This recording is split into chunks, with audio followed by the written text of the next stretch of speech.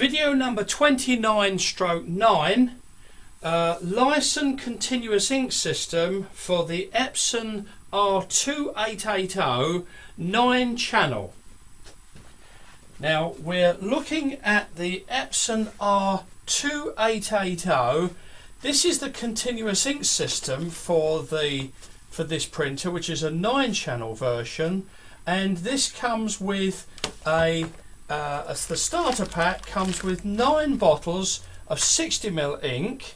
Now that's equivalent to 54 cartridges worth of ink, or if you prefer, you can buy a pack of you can buy a starter pack with 9 125ml inks, and that would be the equivalent of 96 cartridges worth of ink. And remember, you're buying a professional ink set here. The Lyson inks are designed specifically for this printer to give you really superb professional colour and monochrome performance. So you get the traditional Lyson professional performance out of these inks in colour and black and white. And the advantage of this particular system is you can change from matte black to photo black, so you can do your gloss and satin and luster printing with photo black inks, but you can also do your fine art and matte printing with your matte black ink simply by changing around. Now let's have a look at what we're buying for our what comes with our system. So we get a nice airtight bin that transports the system. We get a set of operating instructions that show you how to operate the printer once you've installed the system. That explains the generic printer profiles and how to set up your printer, all the printer settings and what have you. And that covers gloss printing, satin. It covers fine art and matte printing also. Everything that you need to know about operating your printer is in there. You have a set of installation instructions which pretty well covers what we're dealing with at this video right now, and also a custom profiling instruction which gives you the instructions on how to take advantage of the free custom profile that comes complete with every one of these systems. So it's a high-end professional custom profile that the Lyson laboratories in Manchester do for you. Now all of this is in electronic format in this CD that comes with the kit, but also on here are the generic profiles, the generic printer profiles, and also the custom test target that you'll need to produce your print that you send back to the laboratory to get your custom profile.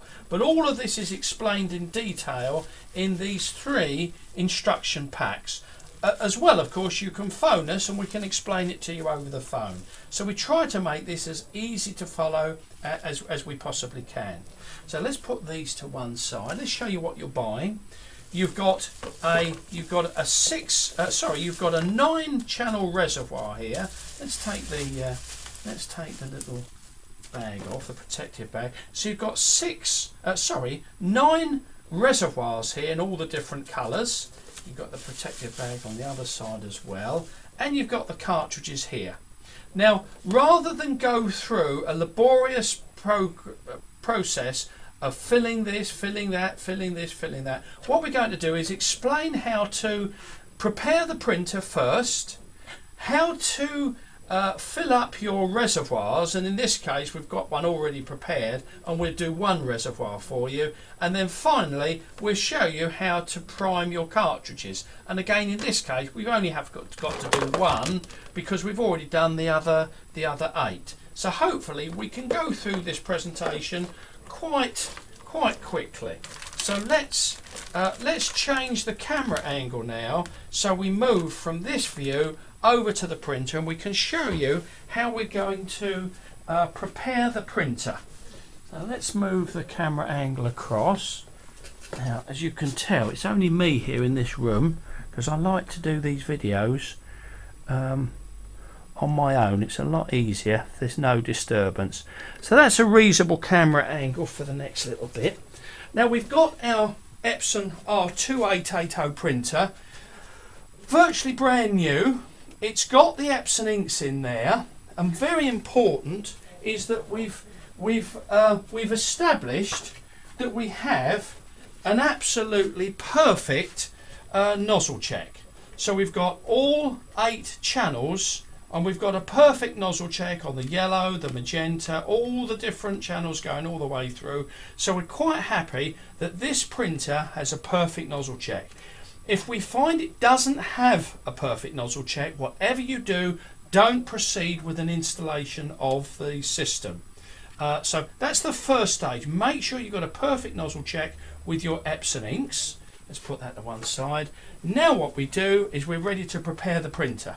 So we simply press the ink change button, which I've already done incidentally, and what happens is the carriage goes across to the left and comes back to the ink change position. We then open up the lid, and we take out the cartridges. So that's 1, 2, 3, 4, 5, 6, 7. We go 8 cartridges. So we've got 8 cartridges here. 8 cartridges taken out. Now we can put a little elastic band around those cartridges for future use, so that we can actually so that we've got a nice so that we can put the cartridges back in at any time in the future. What we now got to do is, now there's one of 2 ways we can get this this lid off. Now the first way we can do this is we get a little screwdriver, and we can get the screwdriver in the corner there, and we can just prise that open slightly, and we can push that out this way, and we can actually get the lid off of the printer quite successfully. So it's a little flat bladed screwdriver, and we put it in there and we just twist it slightly, and it comes this way. I personally prefer to get a little knife, and we can we just cut through the little bit here. So let's show you where we actually cut through.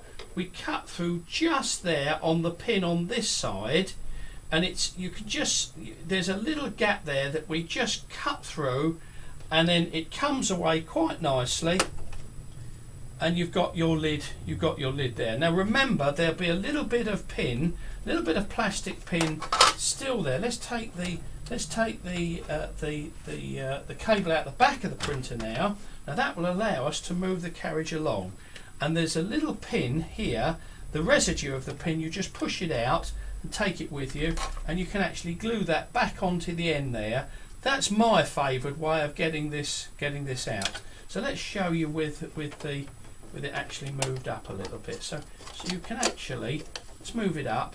There's a little gap there between the edge and there, and we just cut that there, and you'll find you can move that back, move it up, and that comes out quite successfully. And as I say, the little plastic pin that's left, you can glue that back on there, so that can live to fight another day.